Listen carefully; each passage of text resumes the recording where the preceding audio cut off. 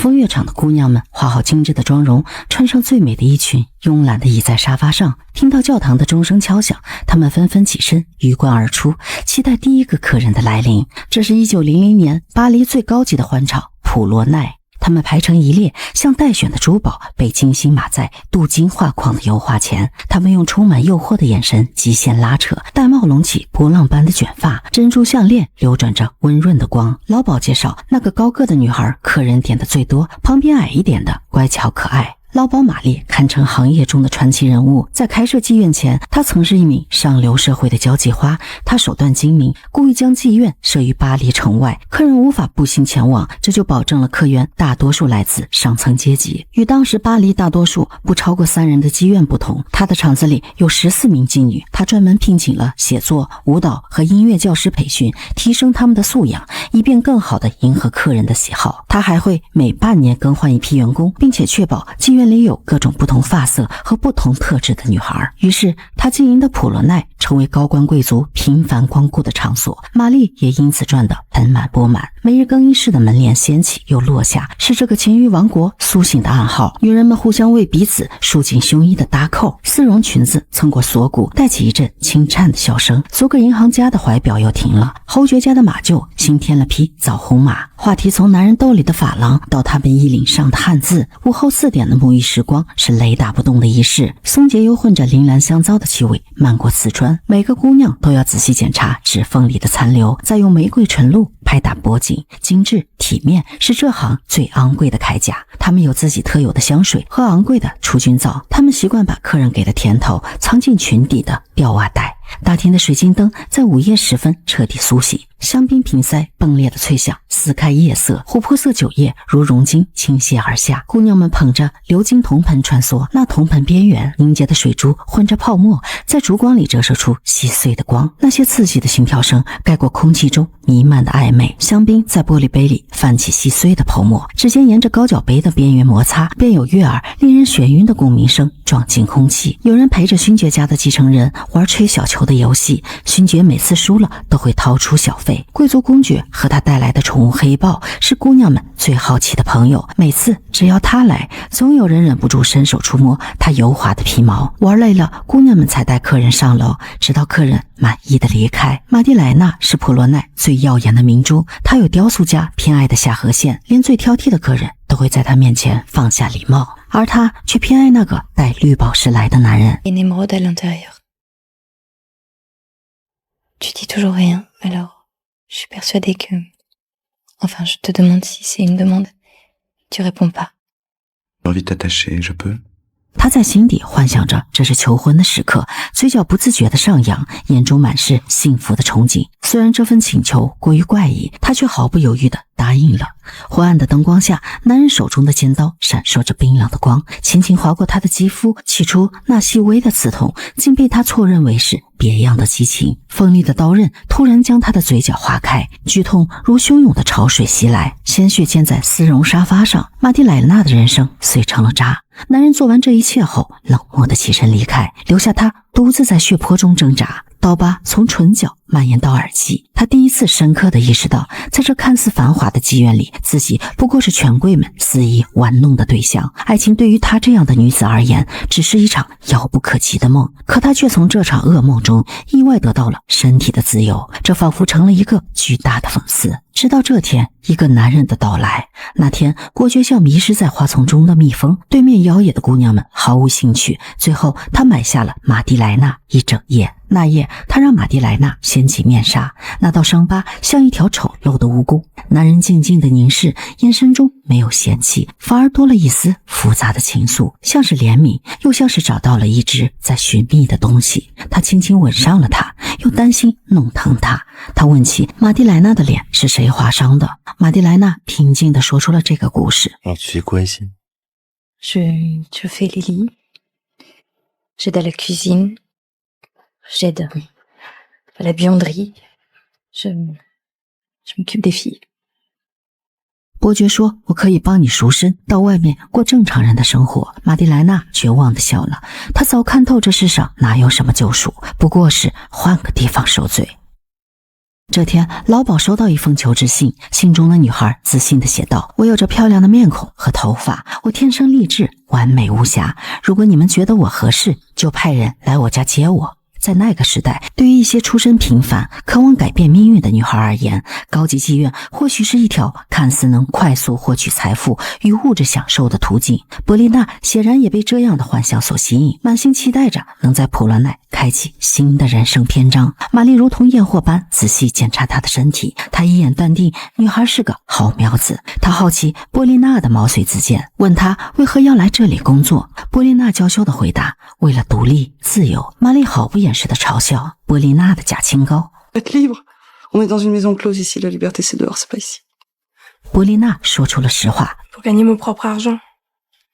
蜻蜓点水般的对话是两种自由观念的碰撞。玛丽口中的自由是找个男人嫁了，相夫教子；对波丽娜而言，自由是用同一个身体去赚比洗衣工更多的钱。波丽娜全然不知这里的姑娘每天赚的银子是不少，可工作结束后却要把大部分钱都交给玛丽。毕竟玛丽要支付昂贵的房租，给他们提供绸缎长裙和营养丰富的食物，保持姑娘们的光鲜亮丽。前辈给波丽娜一一列举这里的规矩。普罗奈离市区有点远，所以不能单独出门。每晚6点，理发师来为姑娘们做头发，每个人都要用香皂清洁自己的身体。假如客人指责你不干净，被玛丽知道了就会扣你的工钱。最重要的是要偷偷观察客人，假如他们有伤口或者脓水，宁可不做他们的生意，也绝不能染上脏病。那晚他接过玛丽给他的香槟，眼神中露出一种难以掩盖的紧张与羞涩。沙发上的男人眼神贪婪地在波丽娜身上扫来扫去，仿佛她是一件待价而沽的商品。波丽娜学着其他姑娘的样子，将男人带回自己的房间。她被要求打扮成日本艺妓的模样，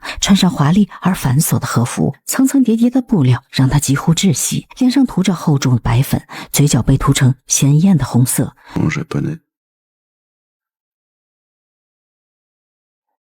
Allez, invente.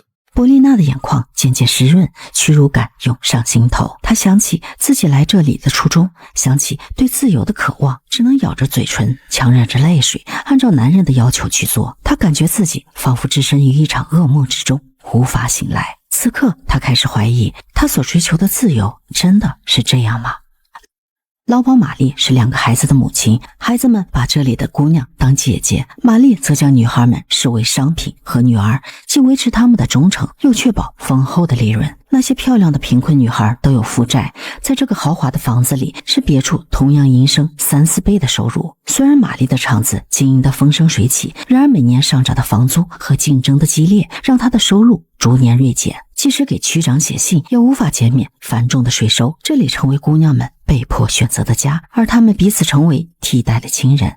她们生病时互相照料，也会在深夜相拥而眠，分享秘密。在午后的桌前玩扑克牌，偶尔也会因客人的偏爱或妒忌产生摩擦。午餐时，他们会讨论昨夜与客人的趣事。每晚临睡前的纸牌算命是所有姑娘们都喜欢的环节。阳光正好时，她们脱下沉重的华服，身体回归自然，玩耍的欢笑追逐还原了少女的本真。那一刻，她们似乎忘记了一切烦恼。朱莉在腿上画了她最喜欢客人的面孔。Un peu de champagne. Moi, je veux bien. Allez. Ah, on va un peu pour l'eau. Ouais, d'accord.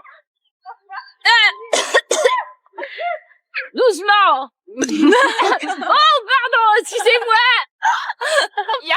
玛丽熟谙每个客人的发家史，他们有的是开着纺织厂的商人，有的是继承家族遗产的侯爵，还有爱讲故事的穷艺术家。然而，客人们给的小费却与他们的身家并不成正比。最大方的并不是最有钱的那一个。每个月初，医生都会按照惯例来普罗奈给姑娘们检查身体。他们没有了往日的欢声笑语，一个个坐立不安。假如他们对工作麻木而习以为常，可一旦他们患上脏病，这些只能在妓院、工厂等边缘空间挣扎求生的女人，也因此没有了工作。而梅毒和肺结核便是他们无法逃脱的死亡倒计时。 Sors d'ici un jour. Je fais plus jamais l'amour. Il faut d'abord s'allonger. Non, Non, non, non, il faut que j'examine. je veux pas. Mais vraiment, il faut que j'examine. Allez. Et là, maintenant, il faut écarter les cuisses, il n'y a pas de secret, je peux pas voir le sexe autrement. Allez, lâche-toi faire, ça suffit comme ça. 被医生宣布健康的姑娘们仿佛捡回一条性命，朱莉却没有那么好运。 Mais j'en suis désolé, la petite là-bas, c'est la syphilis. 朱莉笑着说自己终于可以休息，不用再拼命工作。对于这件事，她认命了。 Merde. Putain de métier des putains. 他嘴角上扬的弧度与眼底的恐惧并存，狂浪的笑声中是难掩的恐慌，甚至还包含着无力保护自己的愤怒。最终，这微笑的面具被泪水无情的撕碎。少了一个姑娘，别的姑娘就只能干更多的活，即使来月事，也被老鸨要求先冲个冷水澡，继续工作。这天，艺术家说，曾经有人研究过妓女的头围比一般人小一些，正因如此，人们不必为他们智力低下和精神不正常感到惊讶。萨米娜特意找到这本书，都在角落里翻看，里面竟然真的这样描写。 À diamètre plus faible. En découle un amoindrissement de son contenu et une différence notable dans la quantité du cerveau. Comment s'étonner alors de l'affaiblissement de leur intelligence et de leur anormalité psychique? L'esprit, chez quelques-unes d'entre elles, un état voisin de l'idiotie. 萨米娜的痛哭声把大家从美梦中吵醒，厌倦了所谓自由的波丽娜收拾了行囊。不同于其他姑娘，她并无债务。这一次，她潇洒地离开了普洛奈。梅毒像藤蔓般爬满朱莉的皮肤，她每日唯一的期盼便是等老相好来探望她。然而日复一日，却没有一个男人出现。她口口声声说会娶她的男人，也只是寄来了一封信。信上说：“我非常希望在你身边安慰你，但我不得不牺牲自己，这样也可以免于带给你更多的痛苦。” Tu comprends bien que je ne puis pas courir après ta maladie. Je crois y avoir échappé puisque je n'en vois pas les signes. Mais je ne suis pas encore hors de danger. Il me faut encore attendre 15 jours. Julie, si j'étais malade, je te pardonnerais. Mais je suis d'une famille où l'on n'a jamais eu ces maladies-là, et je ne voudrais pas la donner à d'autres. Les hommes ont des secrets mais n'ont pas de mystère. Et j'en suis tellement désolé, ma petite Julie. Je t'aime toujours. Et je t'aime davantage parce que tu es malade. 玛丽却将这些信拦截，并让姑娘将信撕碎。虽然男人没有来看她，却每个月都给玛丽打来一笔钱，这样玛丽才留下了朱莉。这天，一个神秘的男人愿出高价将玛蒂莱娜带走，参加一场特殊的私人聚会。镀金的鸾尾花是巴黎上流社会俱乐部的专属印记。在座的贵族像欣赏一个奇怪的优雅娃娃，其中一个客人正是上司要给他赎身的伯爵。原来，在他眼中，玛蒂莱娜也不过是供这些皇权贵族消遣的玩具而已。 C'est drôle, on dirait une vieille poupée. Non, elle est trop maigre, on dirait un gros pantin. Mais j'aime bien ses seins. 玛蒂莱娜被按在座椅上，贵族男女的手轮流着，像在触摸一件没有温度的瓷器。在古怪的王公贵妇之间，玛蒂莱娜仰起头，坐得笔直，眼神充满凌冽，却又亮得惊人。谁都不知道那晚她是如何熬过来的。清晨，玛蒂莱娜终于疲惫地归来。姐妹们理解彼此的心酸，她们惺惺相惜，温暖对方。那是腐烂的甜，是未死的风，是所有被世界揉皱的姑娘藏在伤口里的最后一丝鲜活。Je veux pas mourir. Tu ne peux pas mourir, je te promets.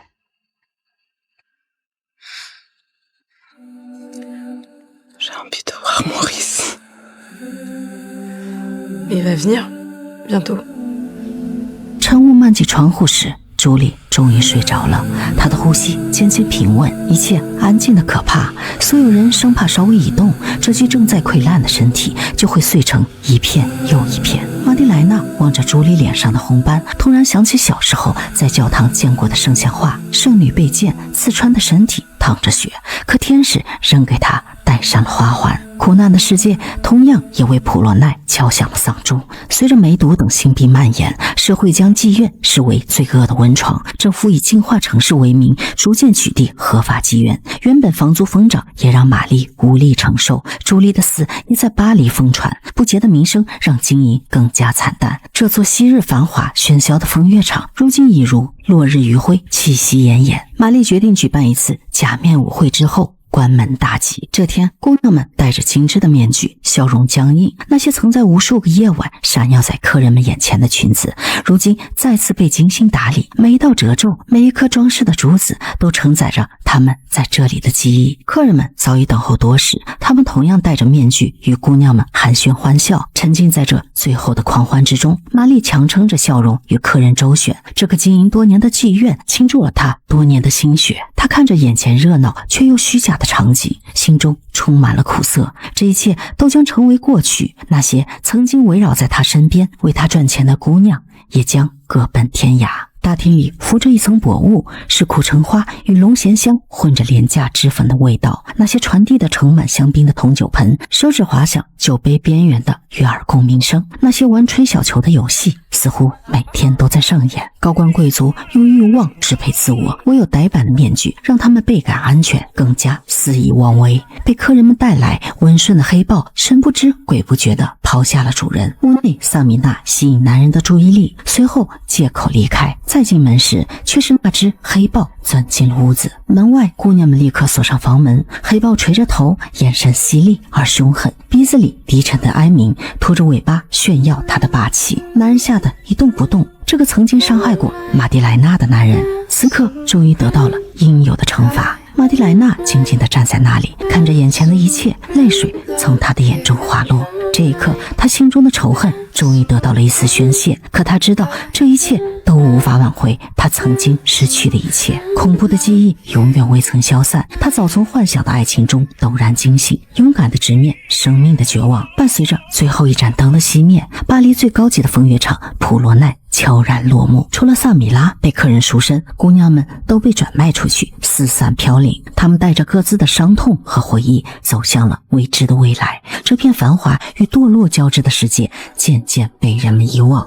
时光流转到100多年后的巴黎，现代街道车水马龙，三三两两的站街女矗立在夜色中，妖冶和风尘没有褪去，姿态和神情也一如既往。这时，一名女子从客人的轿车走下来，她的面容跟普罗奈中爱吸烟的克罗蒂一模一样，仿佛是命运的轮回，又仿佛在诉说着这个世界永无停止的欲望与挣扎。他一步步走向尽头，仿佛把人又拉回100多年前那个热闹的夜晚，人们把玩着手中的玻璃杯，发出阵阵的叫做美人鱼的共振声。2011年法国电影《巴黎青楼回忆录》也在此刻拉下帷幕。这部法国导演贝特朗波尼洛执导的剧情片，以19世纪末20世纪初巴黎的一家高级妓院为背景，讲述了几个姑娘的悲惨命运。当时欧洲女性被禁止从事律师、医生等高薪职业，接受高等教育的权利也被严格限制。缺乏技能与教育的女性在劳动力市场几乎只能选择服务业或性工作。在这样的时代背景下，欧洲大多数女人依然被禁锢在家庭内，即使少部分工作，也只能从事低级的劳动，拿取微薄的工资。很多贫苦家庭的女人为了养家糊口，不得已进入风月场。英国伦敦、法国巴黎，每6个女人就有1个是妓女。描写那个时代的影视作品也有很多，雨果《悲惨世界》中的芳汀，左拉笔下的娜娜和英剧《明书》等。他们并非单纯讲述情色故事，而是通过妓女的日常展现他们在男性视角下与社会压迫下的挣扎与韧性。整部电影没有线性故事，而是通过片段场景拼凑出妓女的群像。她们并非个体，而是拥有共同命运的悲惨女性的缩影。她们虽身处社会最黑暗的泥沼之中，却拥有彼此最深厚的情感。玛蒂莱娜虽被毁容成为人们眼中的怪物，却因此获得了另一种畸形的自由。她的命运成为影片中最震撼的隐喻。她们曾是女仆，是洗衣女工，是被生活碾压过却依然挺立的灵魂。她们也是女儿，是母亲，是无数个夜晚里独自吞咽痛苦的沉默者。电影并未以悲怆的笔触直抒她们的命运，而是让苦难在暗处生长。玛蒂莱娜的面容被摧毁，却仍以残破的躯体与命运抗衡。她的坚韧是一种近乎冷酷的生存意识，像刀刃般锋利，又像烛火般微弱。而当那白色的液体自她眼中滑落时，世界仿佛在那一刻凝固，无人能断言是解脱还是更深的沉沦。至于那个被黑豹凝视的男人，电影仁慈地隐去了他的结局。可寓言从不需要名言结局，因为最美的审判早已在你心中落定。专注大女主爱情及传记类题材电影，好片不迷路，带你解读不一样的爱。